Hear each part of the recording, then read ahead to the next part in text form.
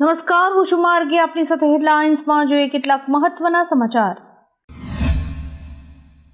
છેલ્લા ઘણા સમયથી રાજ્યના વ્યાયામ શિક્ષકો કાયમી ભરતીને લઈને ધરણા અને વિરોધ પ્રદર્શન કરી રહ્યા છે. ગઈકાલની માફક આજે પણ વ્યાયામ શિક્ષકો રામકથા મેદાનમાં વિરોધ પ્રદર્શન માટે એકઠા થયા હતા. જોકે આ દરમિયાન આંદોલનકારીઓ વિધાનસભા પહોંચે એ પહેલા જ પોલીસે તેમની ટીંગાટોળી કરીને અટકાયત કરી હતી. પોલીસ સાથે ઉગ્ર ઘર્ષણ થતાં વ્યાયામ શિક્ષકોની અટકાયત કરવામાં આવી હતી. રાજ્યભરના આરોગ્ય વિભાગના કર્મચારીઓ આંદોલન પર છે. છોટાઉદેપુરમાં જે કર્મચારીઓ હડતાળ પર હતા તેઓ પર આરોગ્ય વિભાગે કડક કાર્યવાહી કરી હતી. વિભાગે 15 કર્મચારીઓને નોકરીમાંથી છૂટા કરવાનો આદેશ આપ્યો છે. આરોગ્ય વિભાગે એસ્મા એક્ટ લાગુ કર્યો હોવા છતાં કર્મચારીઓએ હડતાળ ચાલુ રાખી છે, જેના કારણે વિભાગે કડક પગલાં લઈને તેમને નોકરીમાંથી છૂટા કર્યા છે.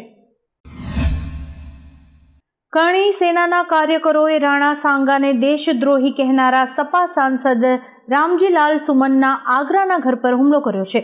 કરણી સેનાના લોકોએ સાંસદના ઘર પર પથ્થરમારો કર્યો છે અને બેરિકેડ તોડી નાખ્યા છે. આ દરમિયાન કામદારોએ વાહનોમાં તોડફોડ પણ કરી હતી. વિડીયોમાં લોકો કારના કાચ તોડતા જોવા મળ્યા હોય એવા વિડીયોઝ પણ વાયરલ થઈ રહ્યા છે. કરણી સેનાના લોકોએ ઘરમાં રાખેલી ખુરશીઓ પણ તોડી નાખી હતી.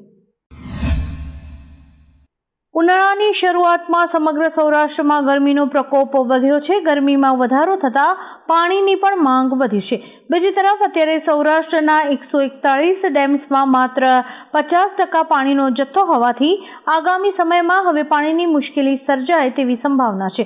જોકે અત્યારે રાજકોટ જિલ્લાના 26 ડેમ્સમાં પાણીનો પર્યાપ્ત જથ્થો ઉપલબ્ધ હોવાથી કોઈ જ મુશ્કેલી ઊભી નહીં થાય એવો દાવો રાજકોટ જિલ્લા પંચાયતના નાયબ કાર્યપાલક ઇજનેરે કર્યો હતો. AIMIMના વડા અસરુદ્દીન ઓવૈસીના મુસ્લિમો ખતરામાં છે નિવેદન પર સીએમ યોગીએ કહ્યું કે મુસ્લિમો ખતરામાં નથી, તેમની વોટ બેંકની રાજનીતિ જોખમમાં છે. જે દિવસે ભારતીય મુસ્લિમો તેમના પૂર્વજોને સમજી જશે તે દિવસે તેમનો સામાન બંધાઈ જશે. ભારતના મુસ્લિમોએ યાદ રાખવું જોઈએ કે જ્યારે હિન્દુઓ સુરક્ષિત હશે ત્યારે જ તેઓ સુરક્ષિત રહેશે. ઉલ્લેખનીય છે કે 1947 પહેલાં પાકિસ્તાન અને બાંગ્લાદેશ ભારતનો ભાગ હતા અને આ જ ઇતિહાસ છે એવું પણ તેમણે કહ્યું હતું. મહારાષ્ટ્રના નાયબ સીએમ એકનાથ શિંદે પર પેરોડી ગીત બનાવવા બદલ કોમેડિયન કુણાલ કામરાને જાનથી મારી નાખવાની ધમકીઓ મળી રહી છે. તેમને લગભગ 500 ધમકીભર્યા ફોન આવ્યા છે, જેમાં તેમના ટુકડા કરીને મારી નાખવાની ધમકી મળી છે. પોલીસે મંગળવારે કામરાને સમન્સ જારી કર્યું હતું. જોકે કામરાના વકીલે 7 દિવસનો સમય માંગ્યો હતો, પરંતુ પોલીસે સમય આપવાની ના પાડી હતી. આજે ખાર પોલીસ BNS કલમ 35 હેઠળ કામરાને બીજું સમન્સ જારી કરશે. ગુજરાત સરકારે 1100 આંદોલનકારી કર્મચારીઓને નોકરીમાંથી કાઢી મૂક્યા છે. 4000થી વધુ કર્મચારીઓ સામે ચાર્જશીટ અને ખાતાકીય તપાસ શરૂ કરી છે, કેમ કે છેલ્લા 10 દિવસોથી પંચાયતના આરોગ્ય કર્મીઓ ગાંધીનગરની સત્યાગ્રહ છાવણી ખાતે ધરણા ધરીને બેઠા છે. તેઓ પડતર માંગણીઓને લઈને આંદોલન કરી રહ્યા છે, જેને લઈને અત્યાર સુધીમાં 10,000થી વધુ કર્મચારીઓને નોટિસ પણ મળી છે. IPL 2025ની GT સામે રમાયેલી પંજાબ કિંગ્સની 5મી મેચમાં કેપ્ટન શ્રેયસ અય્યરે 5 ચોગ્ગા અને 9 છગ્ગાની મદદથી 97 રનની અણનમ ઇનિંગ રમી હતી. આ મેચમાં અય્યરે રોહિત શર્મા અને ક્રિસ ગેલનો સિક્સરનો રેકોર્ડ તોડ્યો હતો. IPLમાં કેપ્ટન તરીકે એક ઇનિંગમાં સૌથી વધુ 10 છગ્ગા ફટકારવાના મામલે અય્યર ટોચ પર છે. તેમણે 2018માં KKR સામે 10 છગ્ગા ફટકાર્યા હતા અને હવે અય્યરે 9 છગ્ગા ફટકાર્યા છે. ગુજરાતમાં એક ગંભીર ઘટના બની છે. અમરેલીના 40 વિદ્યાર્થીઓએ હાથ અને પગ પર બ્લેડના કાપા માર્યા છે. આ વિદ્યાર્થીઓએ ઓનલાઈન ગેમના ચક્કરમાં આવું પગલું ભર્યું છે. અમરેલીના મોટા મુંજિયાસરની શાળામાં ઘટના ઘટી છે, જ્યાં ગ્રસ્ત વિદ્યાર્થીઓને હોસ્પિટલ ખસેડાયા છે. હવે એવી વાત સામે આવી છે કે શાળાના શિક્ષકો આ સમગ્ર મામલો દબાવવાના પ્રયાસ કરી રહ્યા છે. ICC મહિલા ODIની વર્લ્ડ કપની ફાઇનલ મોહાલીના મુલાનપુર સ્ટેડિયમ ખાતે યોજાશે. ભારતમાં યોજાનારી ICC ટુર્નામેન્ટ 29 સપ્ટેમ્બરથી શરૂ થઈ શકે છે. મુલાનપુર ઉપરાંત ઇન્દોર, રાયપુર, વિશાખાપટ્ટનમ અને તિરુવનંતપુરમમાં 8 ટીમ્સની મેચ પણ યોજાશે. Bharat, Australia, England, south Africa, New Zealand અને શ્રીલંકા ક્વોલિફાય થઈ ચૂક્યા છે. 2 સ્થાનો માટે 9 એપ્રિલથી પાકિસ્તાનમાં ક્વોલિફાયર મેચીસ રમાશે. CBI કોંગ્રેસના મહાસચિવ અને છત્તીસગઢના ભૂતપૂર્વ CM ભૂપેશ બઘેલના ઘરે પહોંચી ગઈ છે.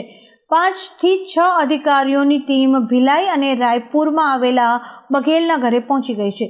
એવું માનવામાં આવી રહ્યું છે કે આ કાર્યવાહી મહાદેવ સટ્ટા એપ, કોલસા અને દારૂ કૌભાંડને લઈને કરવામાં આવી રહી છે. એટલું જ નહીં, આ કાર્યવાહીને TSC કૌભાંડ સાથે પણ જોડવામાં આવી રહી છે. આ બંને કિસ્સાઓમાં રાજ્ય સરકારે CBI તપાસની ભલામણ કરી હતી. તાજેતરમાં જ ઈરાનની સરકારી મીડિયાએ અંડરગ્રાઉન્ડ મિસાઇલ સિટીનો એક વિડીયો જારી કર્યો હતો, જેમાં ઈરાને દુનિયાને પોતાની સૈન્ય શક્તિ બતાવી હતી. એક લાંબી ટનલ છે જ્યાં ભારે શસ્ત્રો છે. મંગળવારે ઈરાની સશસ્ત્ર દળોના ચીફ ઓફ સ્ટાફ જનરલ અને Islamic revolutionary guard corps aerospace force કમાન્ડરે આ ટનલની અંદર મિસાઇલ બેઝનું નિરીક્ષણ કર્યું હતું. હવે વૈશ્વિક બજારમાં એવી ચર્ચા છે કે ઇઝરાયલ અને અમેરિકાનું ટેન્શન વધશે. ગઈકાલે રાજ્યના 6 શહેરોમાં તાપમાનનો પારો 40 ડિગ્રીને પાર પહોંચ્યો હતો. આ દરમિયાન 41.5 ડિગ્રી સાથે અમદાવાદ સૌથી ગરમ શહેર રહ્યું હતું. અમદાવાદમાં બપોરના સમયે ચામડી દાઝે તેવી ગરમીનો અનુભવ થયો હતો. નોંધનીય છે કે હવામાન વિભાગે આજથી 3 દિવસ રાજ્યના તાપમાનમાં 2 થી 3 ડિગ્રીનો ઘટાડો થશે તેવી આગાહી કરી છે, પરંતુ પછી ફરી તાપમાન વધશે તેવું અનુમાન પણ લગાવાયું છે. સુરત મહાનગરપાલિકામાં ગઈકાલે આપે વિરોધ પ્રદર્શન કરવાની ચીમકી આપી હતી. દરમિયાન આપના કાર્યકરોએ પોલીસ કર્મીઓએ દારૂ પીધો હોવાનો આક્ષેપ કર્યો હતો.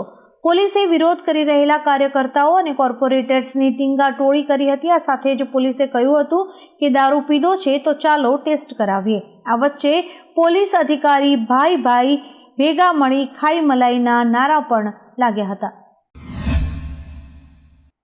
ચીનમાં ભૂકંપના તીવ્ર આંચકા અનુભવાયા હતા. ભૂકંપ ઉત્તર ચીનના હેબેઈ પ્રાંતના લેંગફેંગમાં આવ્યો હતો. તેની તીવ્રતા રિક્ટર સ્કેલ પર 4.2 માપવામાં આવી હતી.